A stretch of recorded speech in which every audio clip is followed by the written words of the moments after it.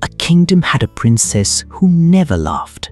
Not once, not at jokes, not at celebrations, not even at the clumsiest performers in the land. Many had tried, all had failed. Then one day, a simple peasant boy arrived at the palace. Behind him walked the strangest parade anyone had ever seen. This is Simple Tales. Long ago, there lived a man with 3 sons. The 2 eldest considered themselves clever and important. The youngest was called Dummling, simpleton. Not because he was foolish, but because nobody expected much from him. Whenever something needed doing, the older brothers boasted they could do it better. Whenever a mistake was made, they found a way to blame Dummling. Yet, despite their treatment, he remained cheerful and kind. One day, the eldest brother set out into the forest to cut wood. His mother packed him a fine meal of fresh bread and good wine. As he worked beneath the trees, an old, gray-haired man approached him. The stranger looked hungry. "Good day," said the old man. "Would you share a little food and drink with me?" The brother frowned. "If I give you my food, there will be less for me." And with that, he turned away. Soon afterward, his axe slipped and struck his own arm. Bleeding and embarrassed, he returned home. The next day, the second brother went into the forest. He carried an equally good meal. Again, the old gray-haired man appeared. Again, he politely asked for food. Again, he was refused. And before long, the second brother injured himself and returned home as well. At last, Dummling asked if he could try. His family laughed. "What success could you possibly have where your brothers failed?" Still, they allowed him to go. Unlike his brothers, he received only a crust of stale bread and a bottle of sour beer. Deep in the forest, the old gray-haired man appeared once more. "Good day," he said. "Would you share your meal with me?" Dummling looked at his bread. He looked at the old man. "It isn't much," he said with a smile. "But eating alone won't make it any larger." The old man laughed. Together they sat beneath the trees. The moment Dummling opened his bundle, something remarkable happened. The stale bread became fresh and warm. The sour beer became rich and sweet. Together they ate happily beneath the trees. When the meal was finished, the old man smiled. "You have a generous heart," he said. "As a reward, cut down that tree." He pointed toward a nearby oak. Dummling obeyed. When the tree fell, he discovered something hidden among its roots. A goose. But not an ordinary goose. Every feather gleamed like pure gold. The bird sparkled in the sunlight as though it had been woven from treasure itself. The old man nodded. "The golden goose belongs to you."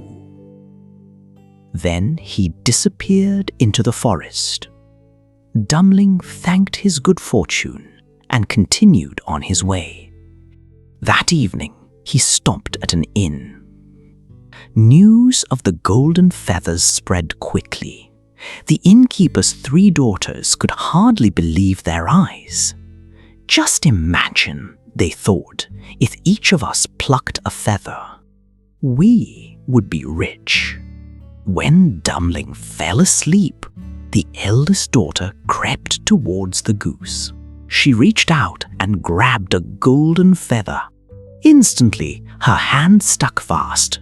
She pulled. Nothing happened. She tugged harder. Still nothing. The second daughter entered to help.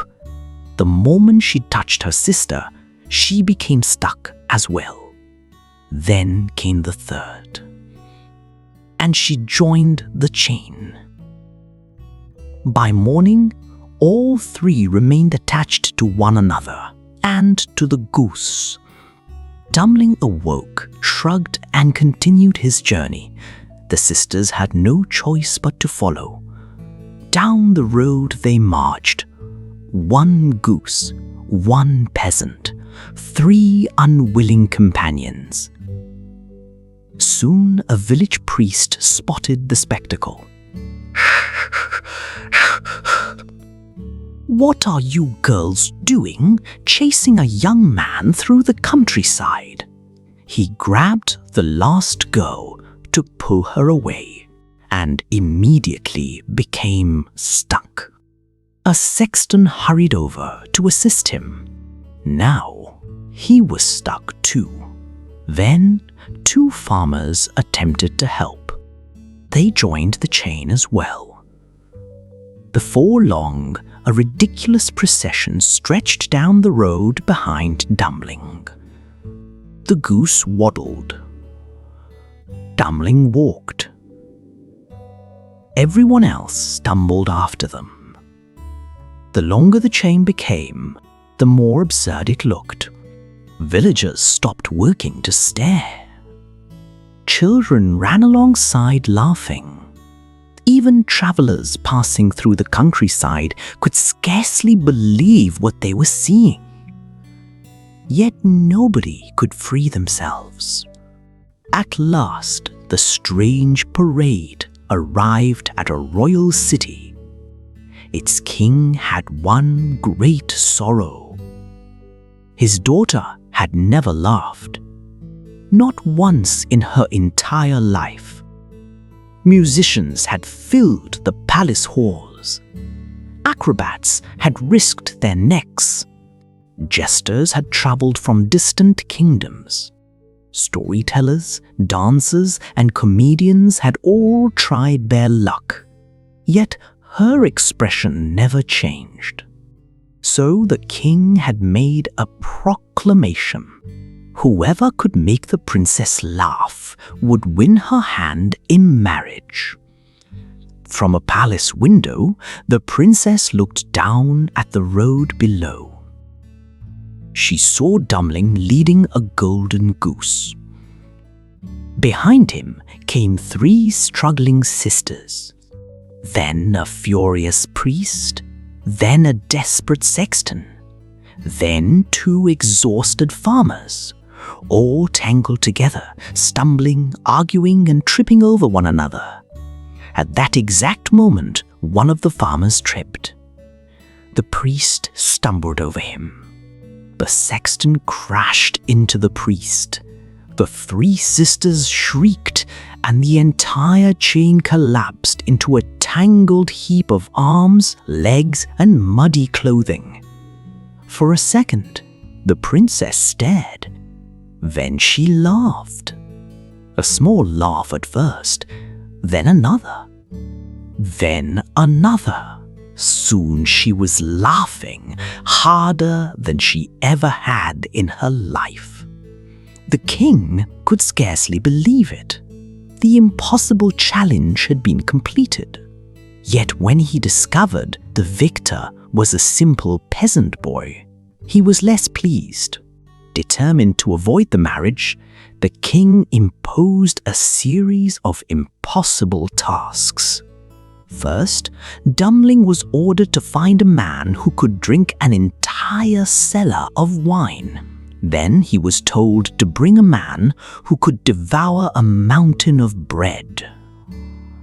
Finally, the king demanded a ship that could travel across both land and water. The challenges seemed absurd. Yet Dummling did not complain or surrender. he remembered the kindness he had shown to the old man in the forest and continued forward. Each time, the mysterious stranger appeared to help him. A solution emerged when none seemed possible. One challenge was completed, then another, then the last.